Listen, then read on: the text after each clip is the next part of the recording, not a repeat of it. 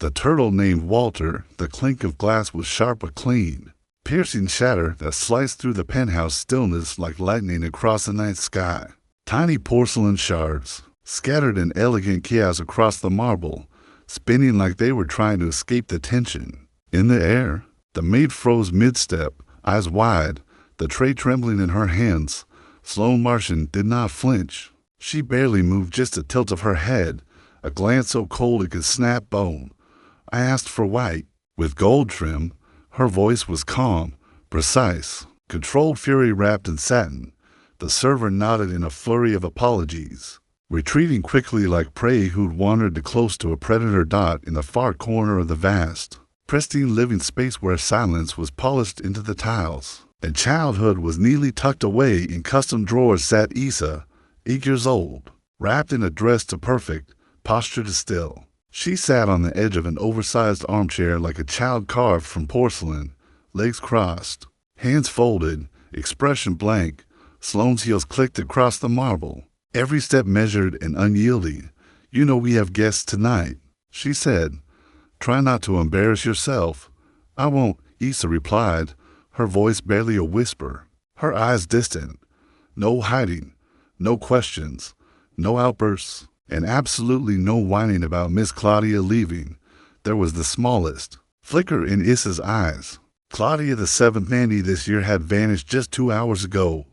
No goodbye, no note, just another adult who disappeared. "I wasn't going to whine," Issa murmured. "I already knew she'd leave." That stopped Sloane mid-stride. She turned. "What do you mean by that?" But Issa didn't answer. Her gaze drifted beyond her mother, beyond the walls of the penthouse, to the heavy clouds gathering over Manhattan. The city below braced for a storm. Sloane's phone buzzed. She snatched it up like it owed her an apology. "Yes, you're kidding. They moved it to 6. I'm not ready." She turned back to Issa, breath quickened, voice clipped. "Stay here. Someone from downstairs will keep an eye on you. Don't touch anything. Don't talk to anyone. And don't act like a child. You're not a baby, Issa."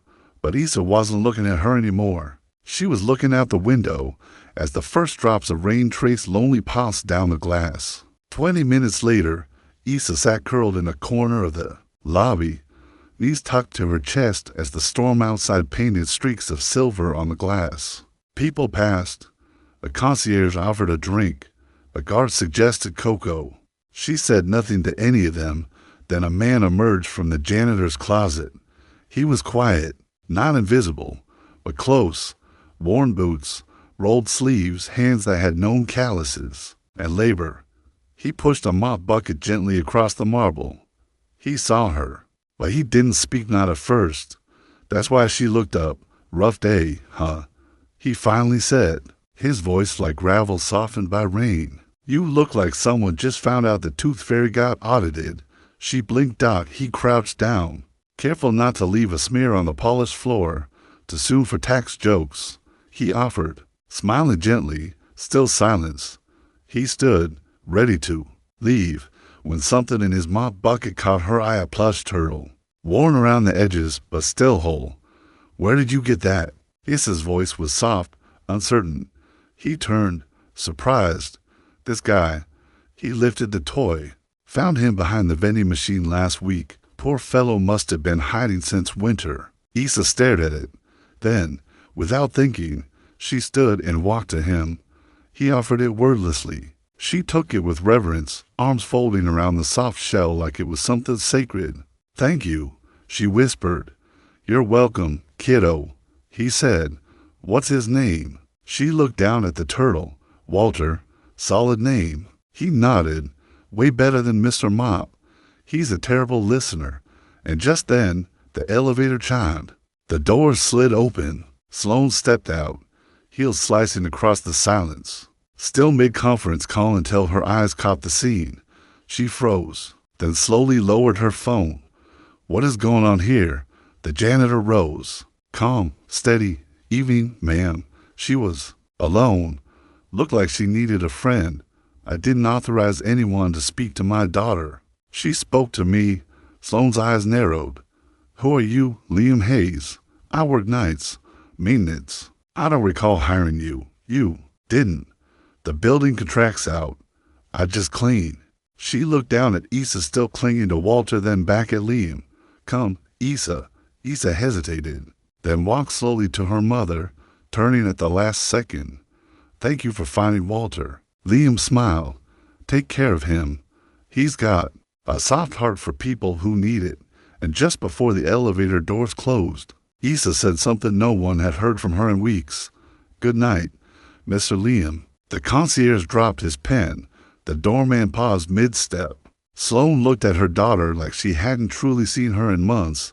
Liam returned to his mop, a quiet smile curving his lips. Something had shifted in the fortress that was the Martian Empire, and it started with a turtle named Walter. You didn't talk to anyone else, did you? Sloane's voice cut clean as steel as the elevator ascended. Issa didn't respond. I asked you a question. No, Mama. Sloane exhaled, brushing a non-existent wrinkle from her sleeve. Good. People like that don't belong in our conversations. Issa's arms tightened around Walter. The next morning, Liam arrived early. Rain still clung to the sidewalk like it had unfinished business. He nodded to the concierge. Morning, Gus. Gus looked up. You're already the talk of the building. The kid used your name last night. Everyone noticed. Liam chuckled. Didn't think kindness came with surveillance. In this building, Gus replied, everything does, even kindness. Liam understood that tone. Once, he'd worn a badge instead of pushing a mop, back when every move was scrutinized. Now, he was invisible except to one small girl with too much silence in her eyes. Later that day, Sloane stood in the hallway outside her penthouse, pacing furiously, phone to ear. I don't care what your agency says. I need a new nanny today. Not tomorrow, today. Her voice echoed with ice. No, she doesn't need Mandarin. Her therapist speaks French. Piano's in Italian. She needs consistency. She ended the call and turned. Issa was sitting just outside the door, barefoot, Walter in her lap smiling.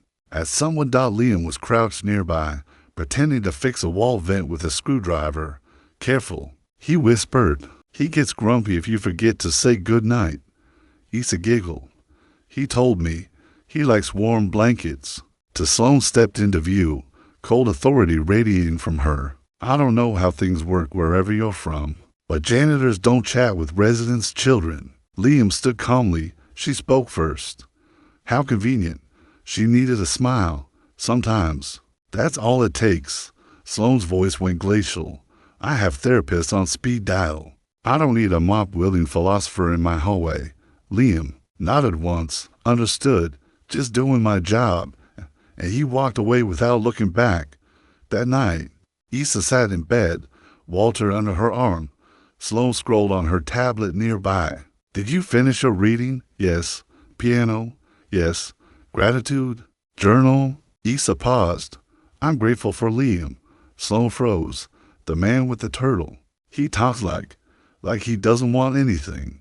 You're not to talk to him again. Why? Because he's not part of our life. Issa's voice, small but sharp, cut through the room. Neither am I. Sloane blinked out. It was the kind of sentence that leaves bruises under the skin. 2 days later, Liam was replacing a hallway light when he heard a small voice behind him. Mr. Liam. He turned, smiling. Hey there. Issa held out a drawing, a crayon sketch of a turtle, a mop, and a tall woman scowling in the background. Is that me? He asked, pointing at the mop. Issa giggled. No, that's your sidekick. He laughed. Walter'll be honored. She hesitated. You can't keep it. Mama says our world doesn't mix with yours. Liam knelt. Then how about I borrow it? She nodded. You've got a big heart, Issa. He whispered. Don't ever shrink it for people who forget how to see it. A single tear slipped down her cheek. He didn't touch her, just stayed there, present, still. Behind them, a red light blinked, camera watching.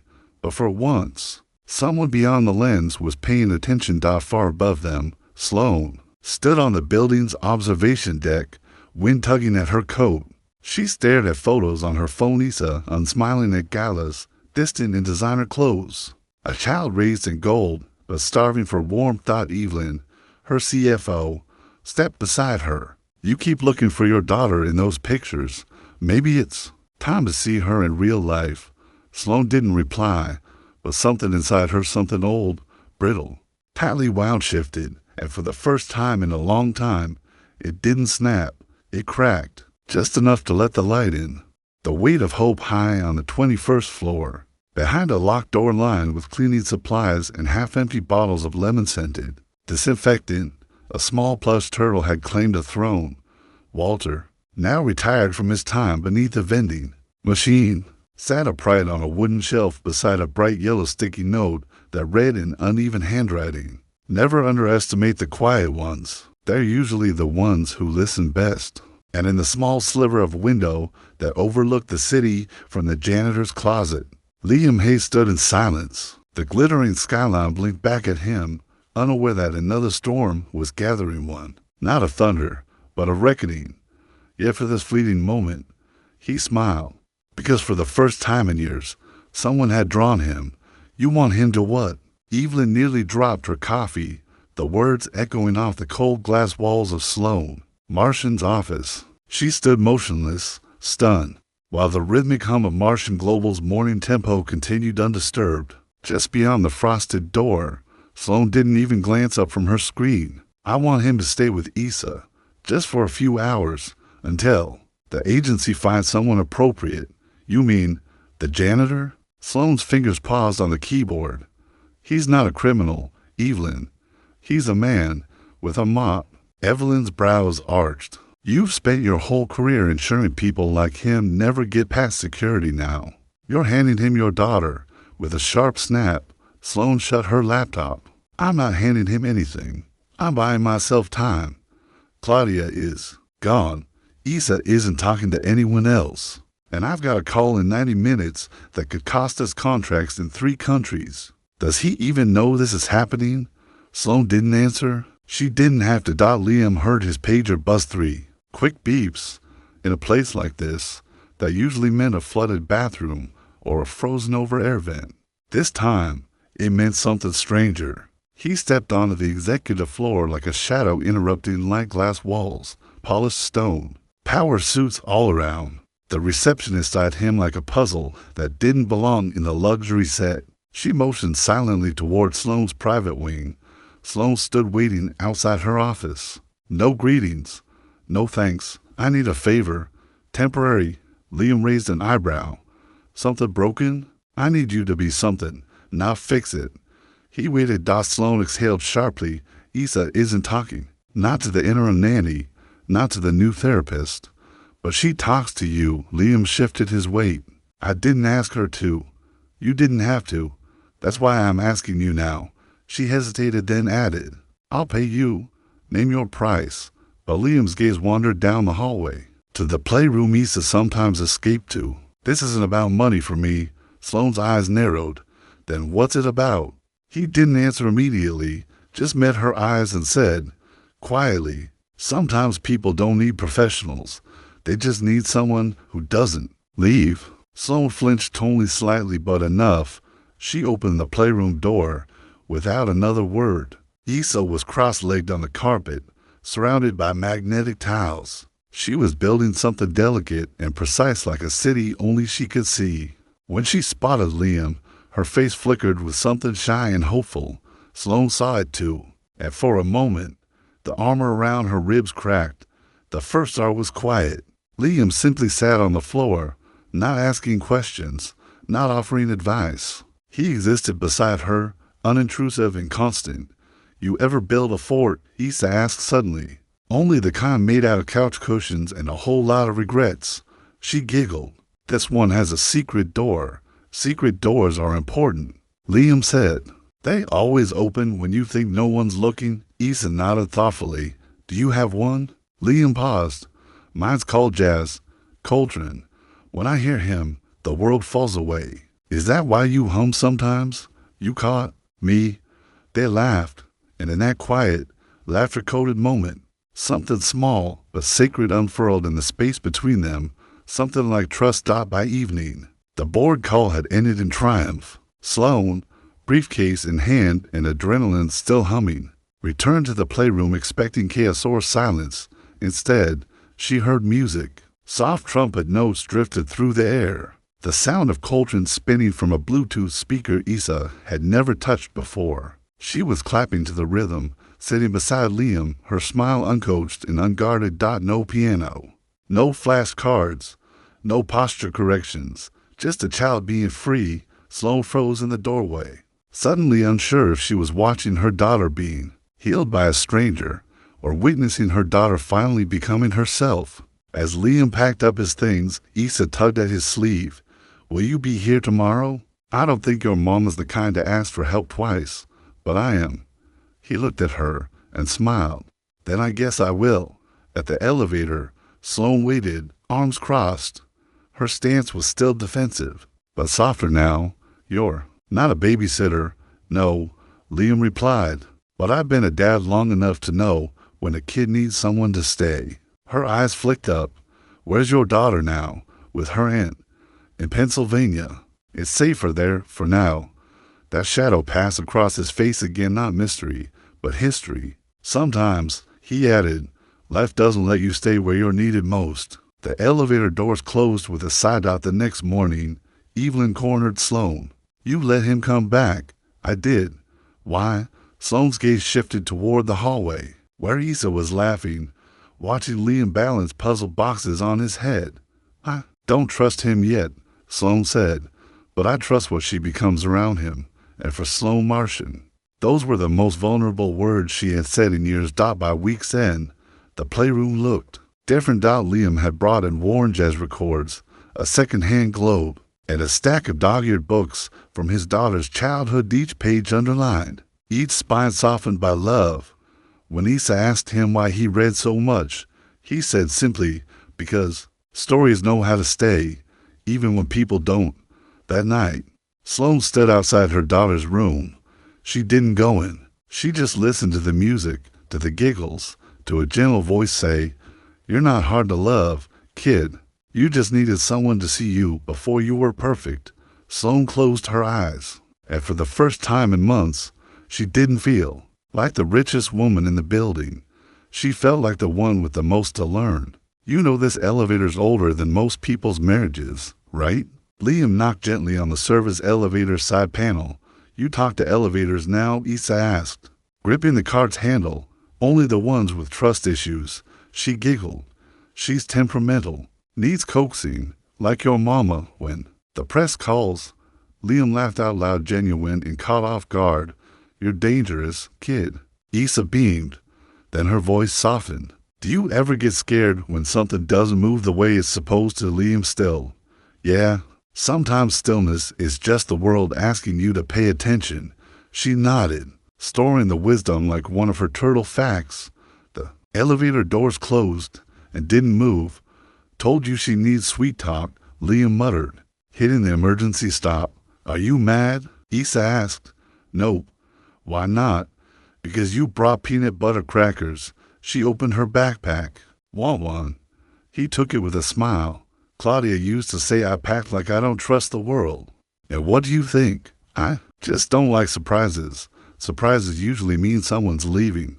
Liam didn't answer right away, just broke the cracker in half. "If you keep sharing snacks and thoughts like that," he said, "people won't want to leave." Issa's voice was soft. "Did someone leave you?" Liam nodded. "Yeah, not because they wanted to. Life that pulls people apart. Your daughter, Rosie, 10 years old, loves science and messes. She's safe, just not with me." "Why?"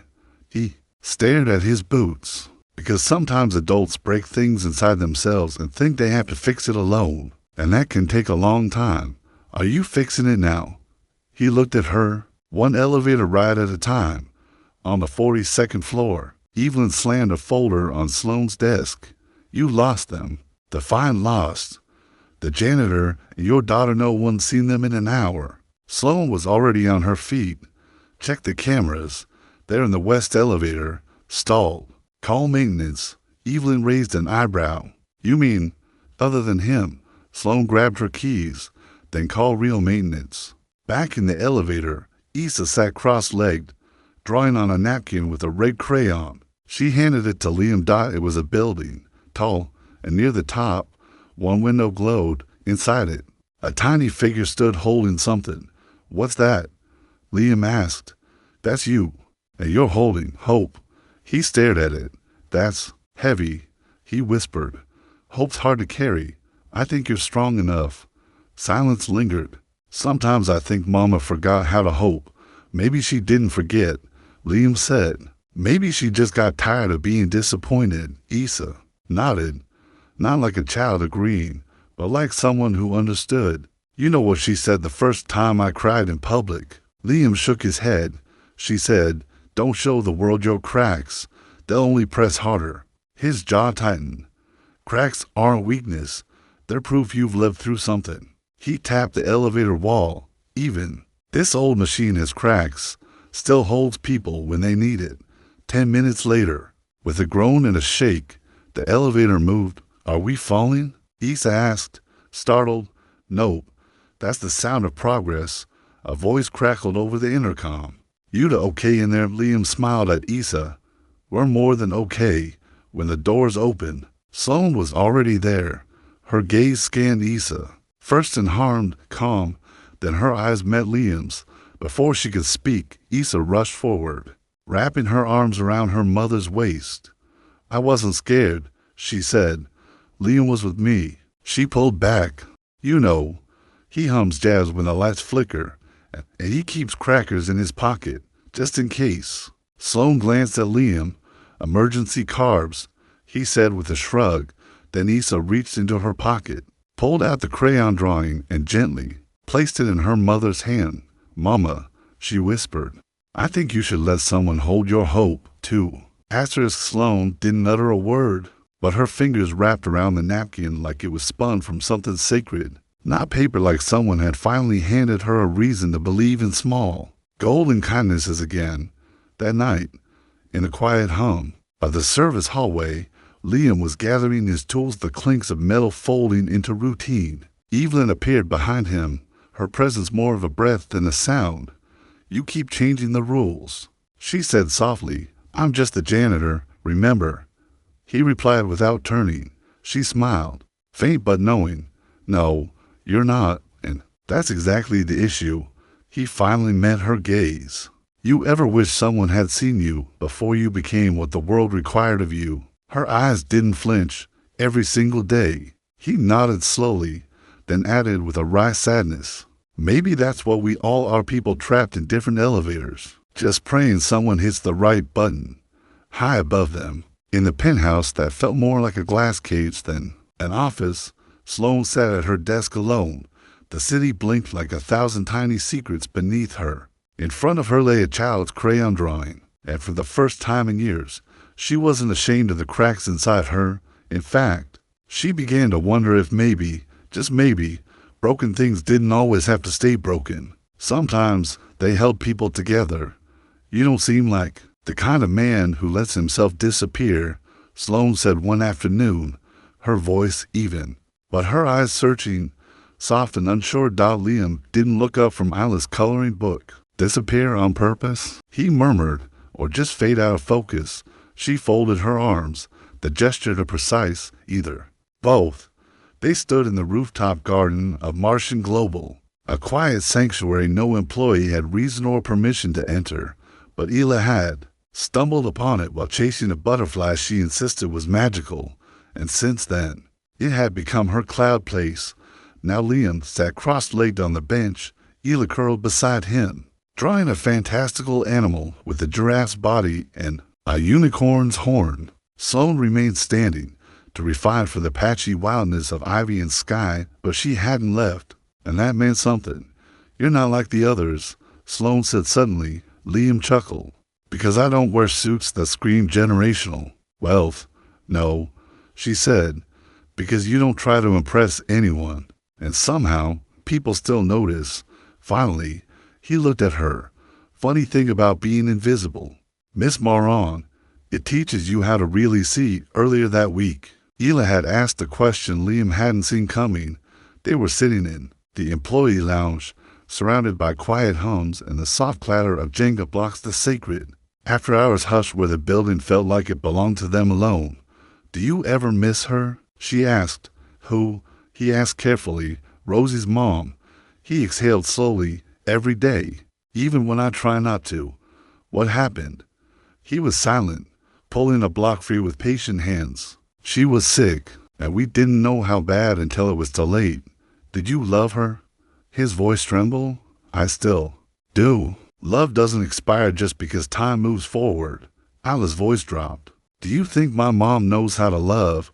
That question stopped him cold. He met the girl's eyes wide beyond her years. I think your mom learned how to love by surviving, and when that's how you learn, you sometimes forget it's supposed to feel safe. Sloane lingered in the rooftop garden longer than she meant to.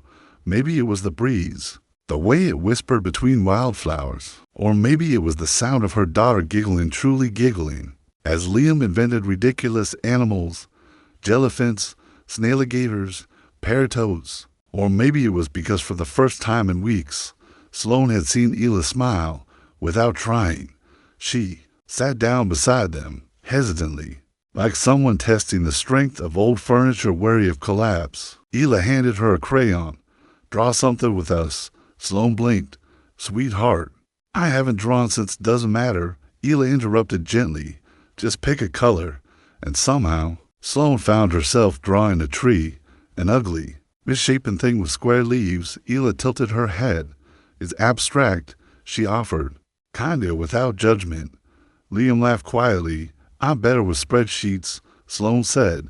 Good, Liam replied. I'm terrible with those, but I've been told I'm excellent with crayons and coffee stains. Later, as Isla drifted off beside them, Sloane asked, Why are you really here, Liam?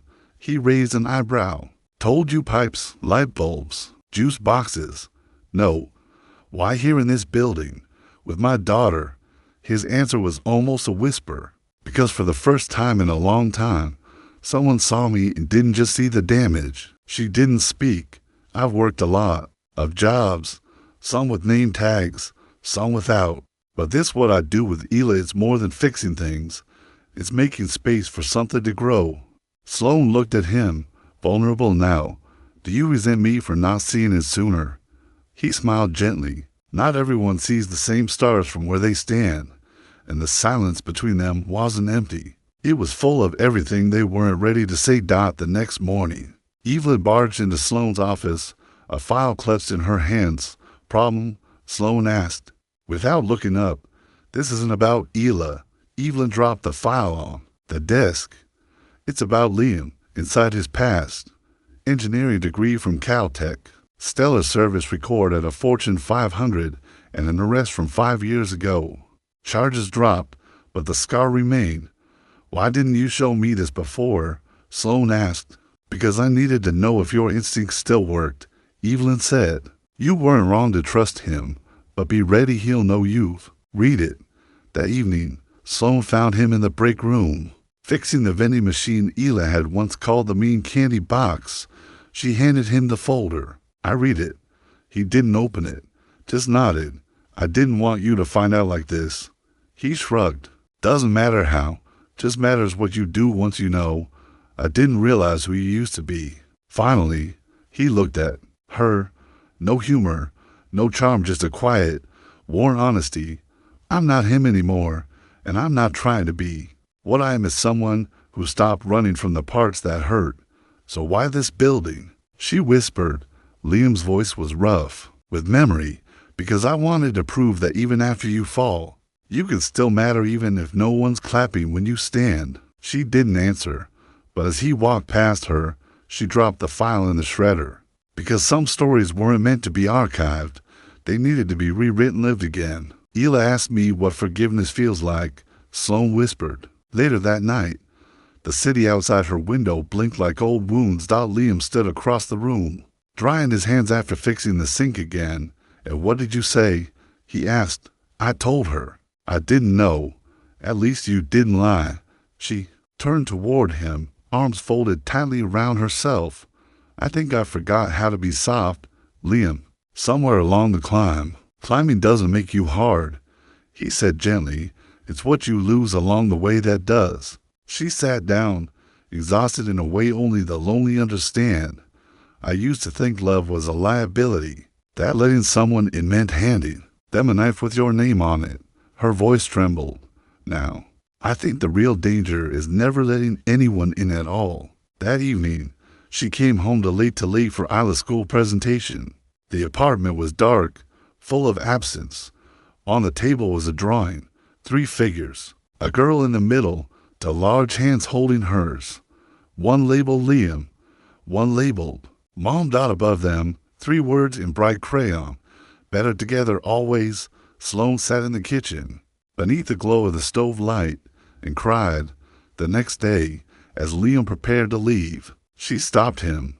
Can I ask you something? Always. What did you mean when you said you weren't trying to be who you used to be? He sighed, a faint smile at the edge of his mouth.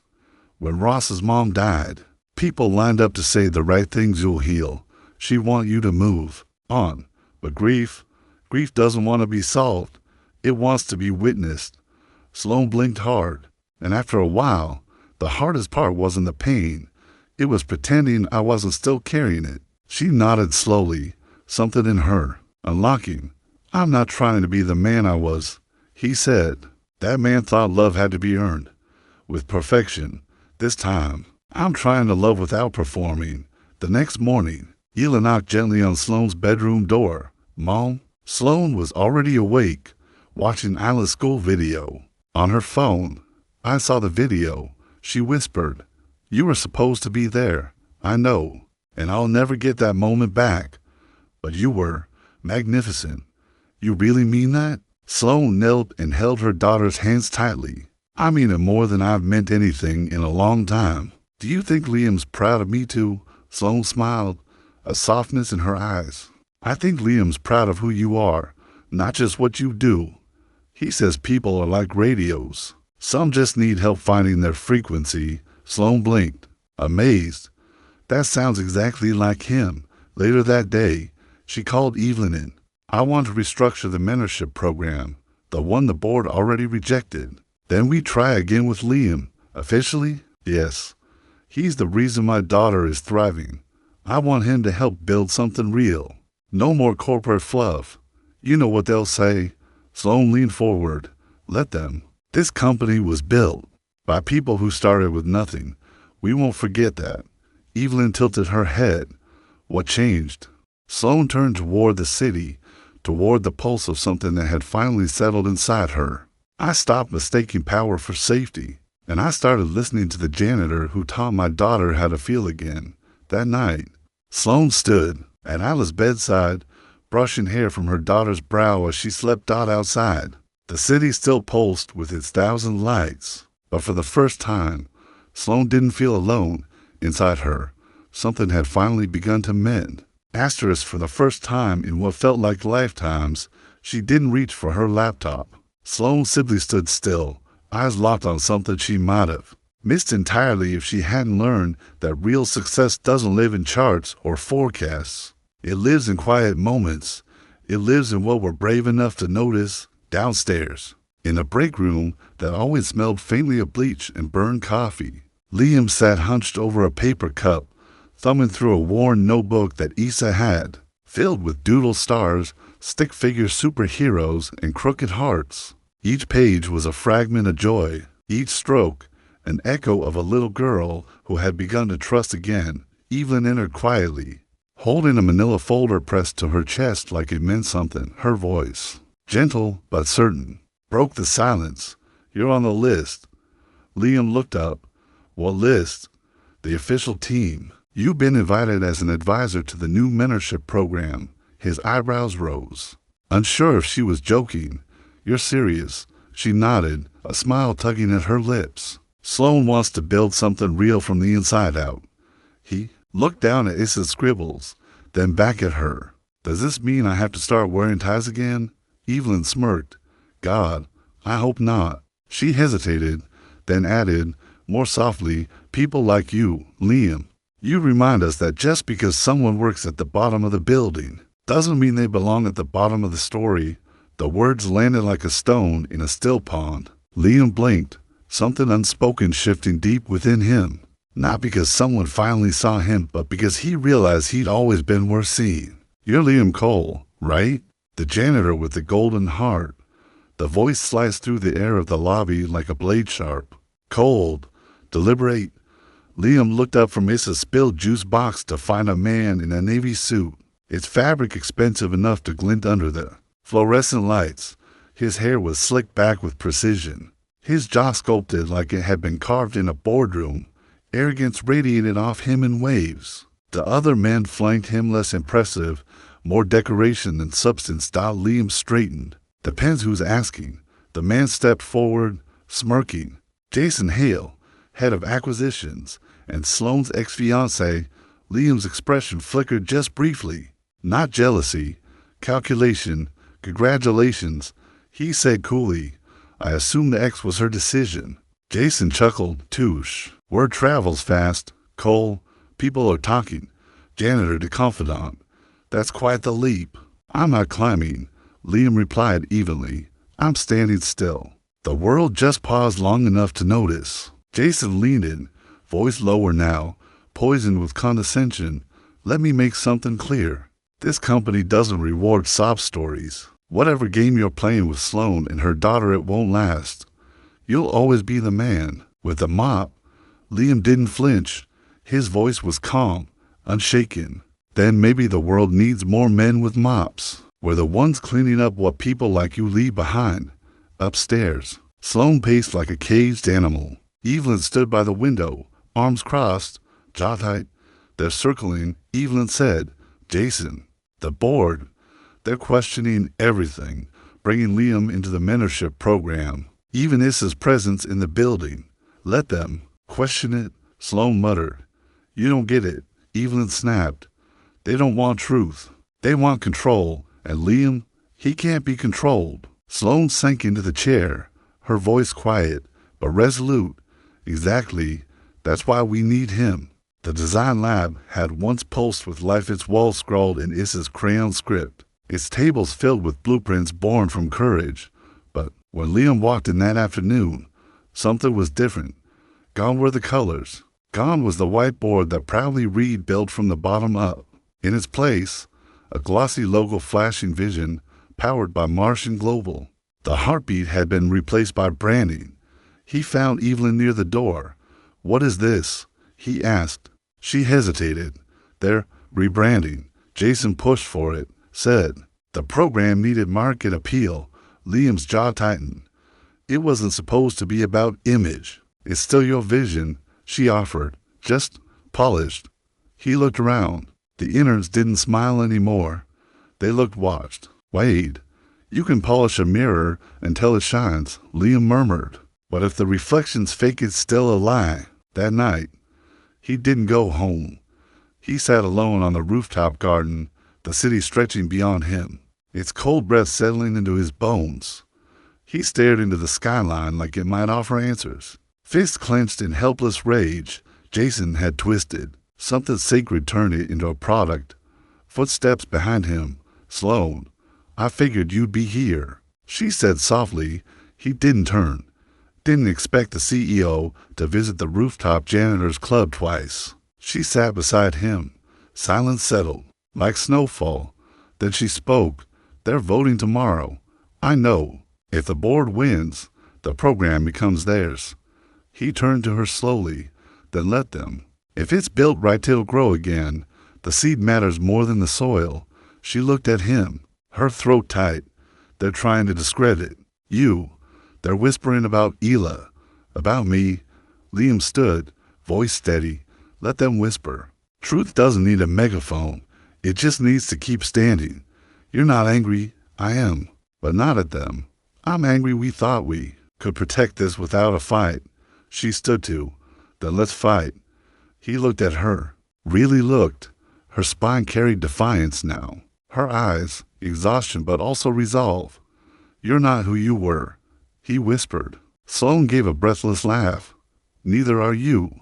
The boardroom was filled with pressed suits and sharpened tongues. Jason stood at the helm, smug as a king. "With a rigged deck, we're here to vote on the mentorship initiative," he said, flipping through slides.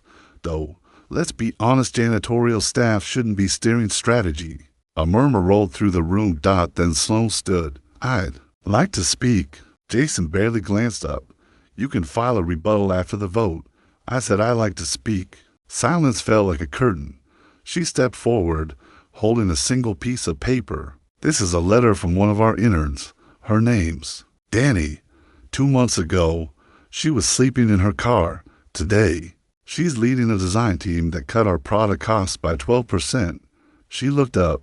This isn't charity. This is innovation when you trust people at every level. Her gaze turned to Liam, standing quietly by the wall. The man you're trying to erase didn't just fix our plumbing. He fixed our people. He gave my daughter back her smile. One by one, hands lifted. The motion passed. Jason's jaw tensed. Liam didn't cheer. He just walked out, where Issa waited in the hall, holding a hand-drawn sign that read, "Keep building," and he did. Sunlight filtered through the blinds like a soft promise. Healing is never loud. It's patient. It's quiet. It arrives slowly, like trust. Liam sat on the kitchen floor, back against the cabinet, spoon in hand, cereal in his lap. Issa sat beside him, her favorite book balanced on her knees. She stared at the cover. Do people always become who they want to be? Liam blinked. That's a big question for this early. She shrugged. I used to think you were just a janitor, but now I think you're someone who reminds people who they are. He smiled. That's a very specific job title. She met his eyes. Maybe it's what you were always supposed to be. Elsewhere, Sloan stood in front of a mirror, adjusting her blazer, but it felt like armor now too rigid, too afraid. Ella had drawn a picture the night before. A garden.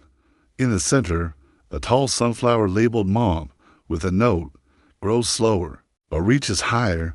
Sloan hadn't stopped thinking about it. She no longer wanted to lead by towering over people. She wanted to grow beside them. Later that day, she found Liam at the mentorship hub. He sat at a desk with no nameplate, but it felt like it had always been his. Issa's drawings lined the wall. I've never seen someone make a clipboard look noble, she teased out without turning. He replied, paper has power. Ask any poet. She stepped closer. I want to restructure the leadership team. I don't just want to give you a seat at the table. I want you to help design it. He looked up. Why me?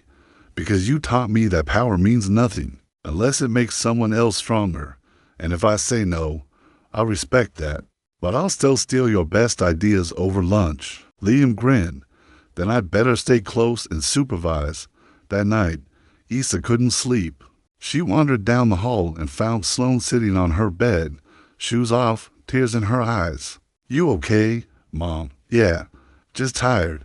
Dad used to cry when he was tired, too, Issa whispered. Sloan froze. I remember, Issa said. He'd sit on my bed and say, you don't have to understand everything. You just have to feel loved. Sloan's voice broke. That's beautiful. Liam says something like that, too. Only he says, you don't have to fix all the broken things. Just make sure people know they're not broken alone. Sloan stared at her daughter, her heart cracking open. Sometimes it takes a child to say what grown-ups are to wounded, to admit.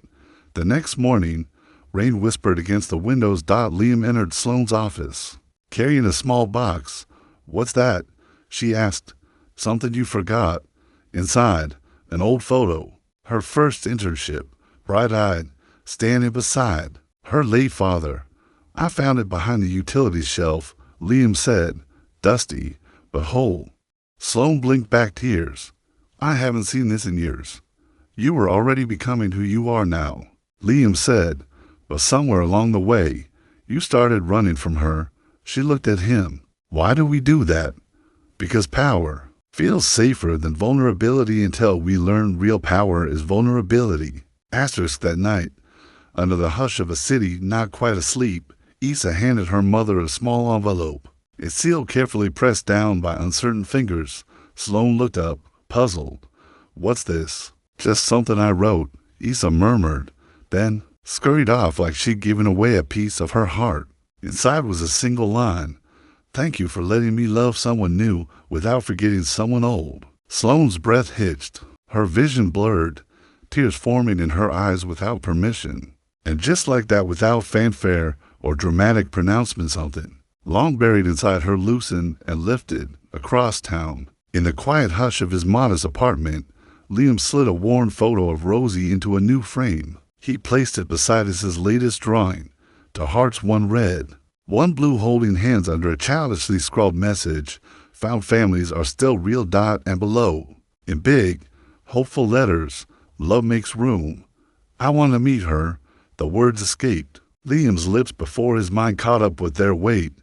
They sat later that week in Sloane's office, late sunlight pouring through the windows like warm honey. Issa doodled peacefully in the corner, unaware her world was about to shift again. "I want to meet your mother," Liam said, almost reverently. Sloane blinked. "Who? Your mother?" He repeated, gently. She looked down, smoothing a wrinkle on her blouse that wasn't there. Her silence stretched, taut with memories. "She wasn't cruel," Sloane said at last. "Just cold, controlled. Everything had a cost." Liam nodded. "But you kept her photo. That stopped her." He had seen it once, barely peeking out behind a folder labeled Investor Risk Assessments, a black and white photo, stiff and shadowed. "Maybe I needed proof that I came from somewhere," she whispered. "You did," he said, voice low. "But where you're going, that matters more."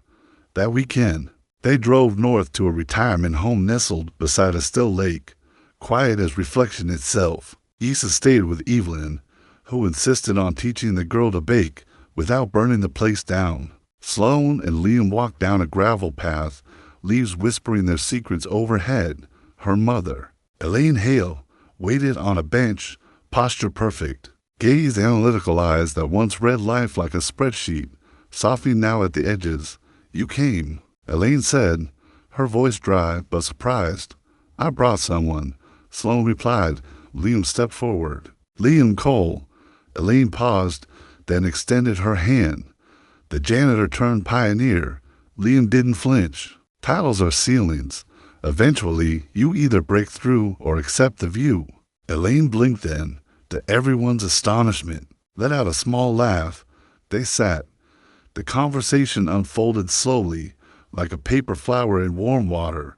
Elaine asked about the mentorship program, about Issa, about this new world her daughter was building, one that didn't rely on men in suits or polished boardrooms. Then came the moment Sloane had avoided for decades. "You always said I was too emotional," she said, voice barely above the breeze. "Too impulsive." Elaine looked out over the lake. "I did," she admitted, "because I was terrified you'd end up like me, alone, hardened, mistaking silence for strength." Sloane's breath caught in her chest. "But I was wrong," Elaine added. "You didn't become me. You became better." A single tear slipped down Sloane's cheek, uninvited and unhidden. "I didn't think you knew how to say things like that." Elaine's smile was small, but real. "Neither did I on the way home." Sloane sat quietly, her hands in her lap, her thoughts louder than words. "You think it's possible to rebuild something that never existed?" she asked. Liam looked over at her. "Not rebuild," he said. "Build, from truth." Back in the city, a shift was underway. The mentorship program had begun to bloom far beyond the sterile walls of Martian Global.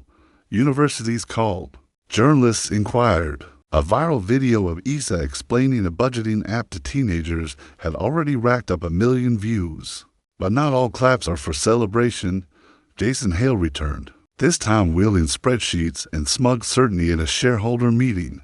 "Let's be honest," he said coolly, addressing the room.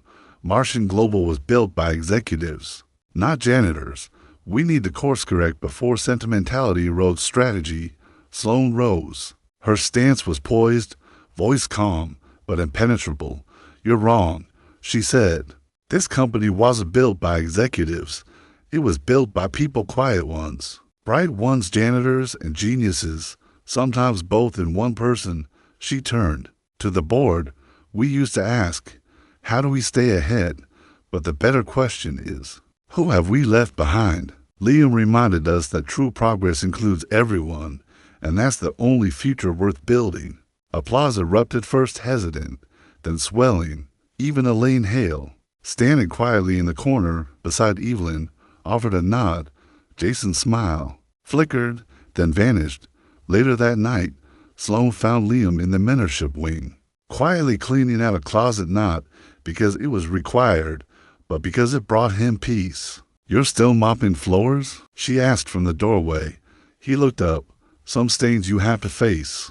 Can't just scrub them out with strategy." Sloan smiled. "I think I've been waiting my whole life to meet someone who believed that." He stood, brushing dust from his hands. "What are we doing?" he asked softly. "Building something," she answered. And then she kissed him, not out of desperation, but with the gentle certainty of two people who had wandered through their pain in opposite directions and found each other at the bend. That night, they watched Issa fall asleep on the couch, arms wrapped around a stuffed raccoon, breathing soft and steady. "She said something yesterday," Sloan whispered. "I can't stop thinking about it." "What?" she said. "I think love is when someone remembers all your sad parts, but doesn't try to fix them, just holds them until they stop feeling sharp." Liam blinked. "Sounds like someone I know." Sloan smiled. "Maybe it runs in the family now." It happened on a Tuesday. Liam had just helped a group of interns prepare a pitch deck. Sloan was mid-strategy meeting. Issa was coaching a younger kid through comic strip whiteboarding. Then the ceiling cracked, first metaphorically, then almost literally. Martian Global's central network suffered a breach. What started as a flicker became a full system lockdown. Sensitive data, financials, client records. The company spiraled into emergency mode. Sloan burst into the lab, breath shallow, eyes sharp. "We're under attack." Liam rose. "Internal or external? We don't know." She handed him a tablet. "But we found this." On the screen, a looping data trail disguised as a diagnostic file. But it wasn't a bug. It was a ghost designed to leak selectively and frame the interns as the culprits. Who would do that? Jason. They confronted him that evening in the boardroom. Jason stood beside a projection of the corrupted code. "Such a shame," he said with feigned regret. "Maybe giving interns full access was naive. You planted it." Liam said. Jason's smirk was thin. "That's bold talk from a man who used to scrub toilets." Sloan stepped forward. Her voice was steel. "He didn't plan it, but I know who did." She brought up an autolog restored metadata Liam and Issa had found just hours earlier. IP trails, access timestamps, and a familiar typo Jason always made, financial instead of financial. "You built the trap," Sloan said quietly, "but we built something stronger. Trust." Jason's face faltered. "You can't prove intent." "No," she replied, "but the sec might have something to say about impersonating internal security." He was escorted out the next morning. No cuffs, just silence. Liam and Issa watched from the window. "Is he going to jail?" she asked. "I don't know," Liam said, "but he's going somewhere he can't hurt anyone for a while." He made Mom sad. "She's grieving," Liam said gently. "Even when someone hurts us, losing them still feels like losing the hope they might have changed." That evening, Sloan arrived at Liam's apartment with no armor, just takeout and tear-weary eyes. "I didn't want to be alone." "You never have to be." They ate on the floor, by candlelight. The overhead bowl blown again. "You know, what's strange," she said, head resting on his shoulder. "What? I used to think strength was carrying everything alone. Now it feels like strength is just having someone sit beside you in the mess. No fixing, just staying." He nodded. "Love isn't fixing. Love is staying." Later that week, the mentorship program held its first internal expo. Students shared inventions and dreams. Rema presented an app that translated newsletters for immigrant parents. Dante introduced a drone for rural medication delivery. But it was Issa, standing on a wooden box to reach the mic, who quieted the room. She held a poster, one hand reaching across a chasm, labeled "Fear to Another." "I used to think smart people looked like superheroes," she said. "But now I know they're just the ones who don't leave when you're scared." People wept. not politely, honestly. That night, Liam tucked Issa in. "Do you miss Mom?" she asked sleepily. "Every day," he said softly. "Do you think she sees us?" "I think she sent you to find me." In the next room, Sloan waited on the couch, mug in hand, eyes warm, a look that said, "Maybe this is home now." On the mentorship wing's wall, a new sign was quietly mounted. Not CEO, not founder, the room where everyone gets to stay. 6 months later, the door bore no corporate logos, just 5 carved words. The room with no uniforms. Inside, the space breathed with light and intention. No suits, no titles, just long wooden tables. Chalkboards smudged with equations and dreams, and mugs filled with tea. Posters lined the walls. Kindness is a strategy. Your past is not a ceiling. We begin with listening, and at the far end, Liam stood before a projector screen, sleeves rolled, wearing jeans and a quiet smile. You'd never guess he once mopped these same floors, but somehow, you know he had always belonged. Asterisk, now he stood not as a janitor, but as a quiet architect of futures guiding bright-eyed teens with callous hands and wide dreams. The kind of children who once believed doors like this only opened for someone else. But here they were building, coding, imagining, and here he was, helping them believe not just in possibility, but in their place inside it. Behind him, the door creaked with a soft protest. Issa stepped into the room wearing a polka-dotted backpack slung loosely over one shoulder, her oversized hoodie nearly swallowing her slender frame. "Dad," she called, voice as matter-of-fact as it was sweet. "Claire says you forgot the worksheet copies again." Liam raised a hand in playful surrender. "Guilty." He grinned.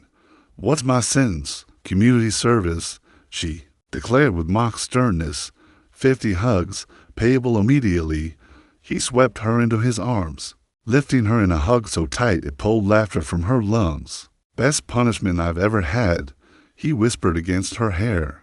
"Better than the time you had to clean up Evelyn's kombucha volcano," she teased. He groaned. "Please don't remind me." Another creak at the door.